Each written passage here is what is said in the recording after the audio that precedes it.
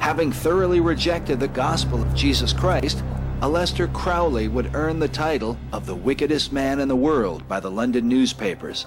The British media exposed his bizarre satanic rituals at the mysterious Abbey Thelema in Sicily. On one occasion, a man named Raoul Loveday died from drinking poisoned cat's blood at Crowley's command. Loveday's widow returned to London and exposed Crowley's wicked behavior to the world. When he was a child, Crowley's own mother referred to him as the Beast. According to Crowley researcher James W. Revac, he quickly identified with the title, and for the rest of his life, he viewed himself as the Beast of the Apocalypse, the enemy of Christianity. Like all New Age adherents, past and present, Crowley revered the serpent's lie from the Garden of Eden. He wrote, "This serpent, Satan, is not the enemy of man, but he who made gods of our race, knowing good and evil. He bade know thyself and taught initiation." Through the 20th century, the influence of this black magician and professing Satanist upon popular culture has compelled some researchers to consider him the real father of the modern New Age movement.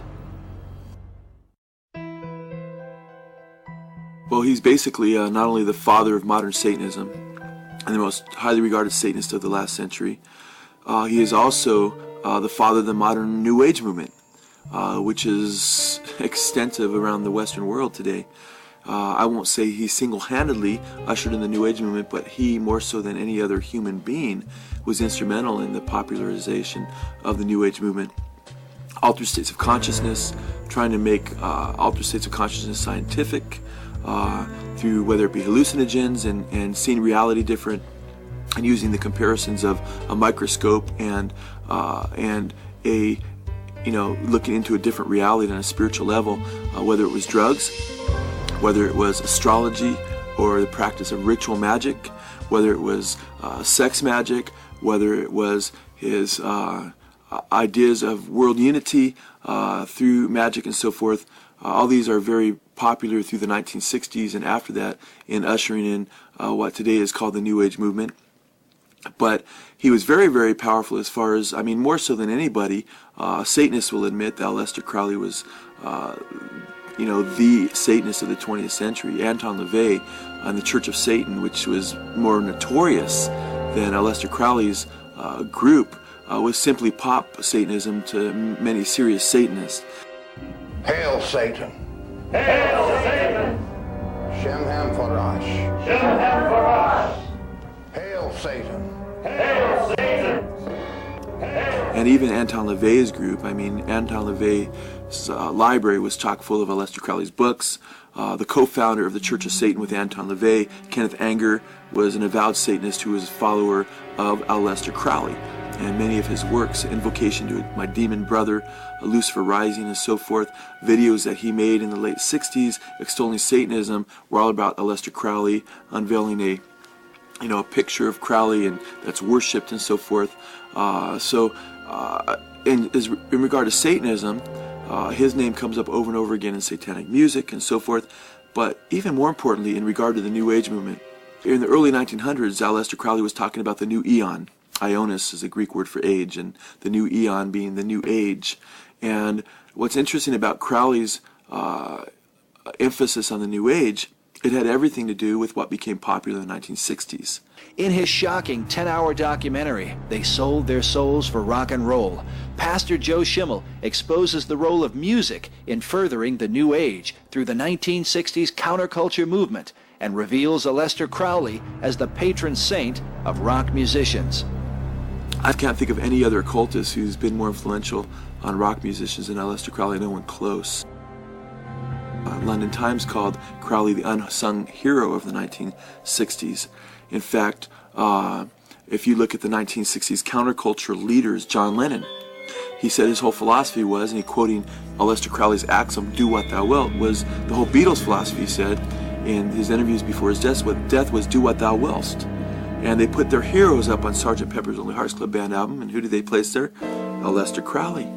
In fact, that whole album, as we show in our rockumentary, was basically a tribute to Crowley's New Eon, along with their Satanic Majesty's Request by the Stones that the Beatles put out with Sgt. Pepper. In fact, we make a really clear case for Sgt. Pepper being Crowley. In fact, Crowley died 20 years before that album came out. And of course, the song 20 years ago today, Sgt. Pepper taught the band to play. It was 20 years ago today, Sgt. Pepper taught the band to play. It's quite interesting because not only was Lennon and the Beatles into Aleister Crowley, but we show the Rolling Stones and how they were into Crowley, and Mick Jagger and Keith Richards helping out with even Kenneth Anger's movies, pushing Aleister Crowley's Satanism in Lucifer Rising and so forth.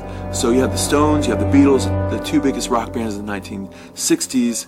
You have Jim Morrison with a bust of Aleister Crowley, the biggest American rock idol of the 60s, on his album 13. We can go on and on. Led Zeppelin, the biggest band of the 1970s, Jimmy Page buying Aleister Crowley's mansion overlooking Loch Ness, being full on into Aleister Crowley, using implements of his temple on the Presence album on the front cover, as Crowley talked about in his books on ritual magic, and even down to his symbol, Zoso, Jimmy Page of Led Zeppelin, which is really soul spelled forward and soul spelled backwards, of the solar god.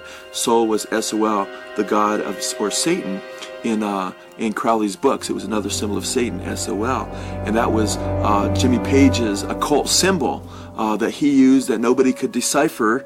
And recently in Rolling Stone magazine interview in 2002, they all came out and said what their symbol meant, except Page still wouldn't come out and say what his meant.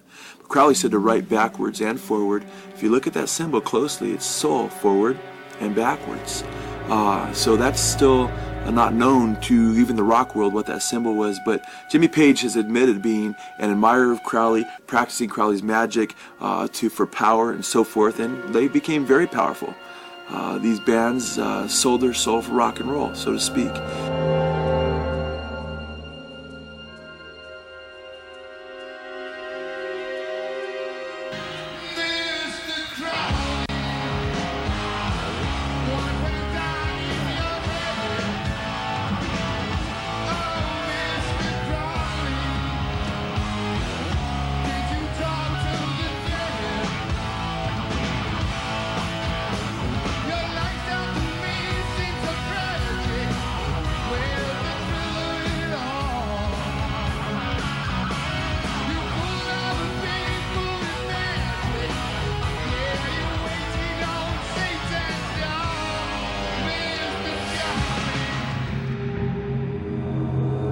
This chilling song, performed by Crowley disciple Ozzy Osbourne, is said to reveal perhaps the darkest side of the New Age.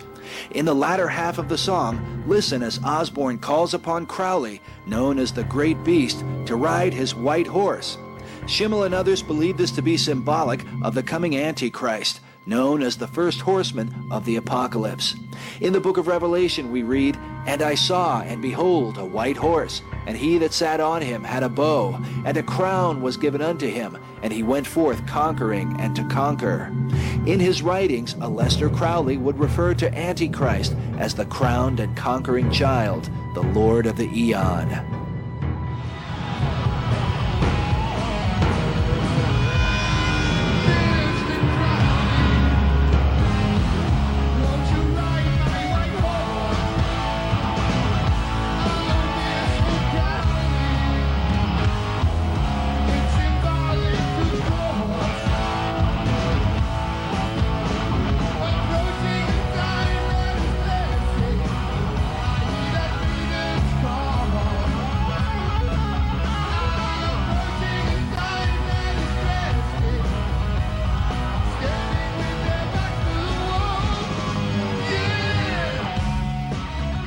Standing with their backs to the wall is a key phrase in this song. Some researchers believe it denotes the mass murder of those who refuse to worship the New Age Christ.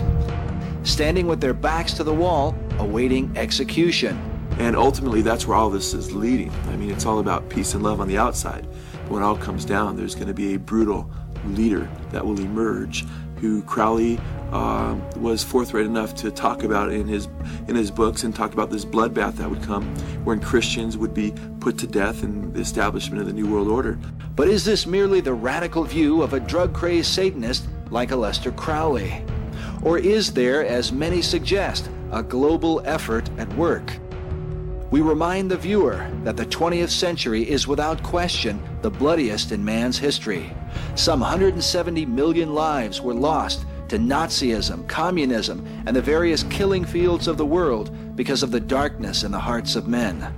The Bible warns that the heart of man is deceitful above all things and desperately wicked. Who can know it? For out of the heart proceed evil thoughts, including murder.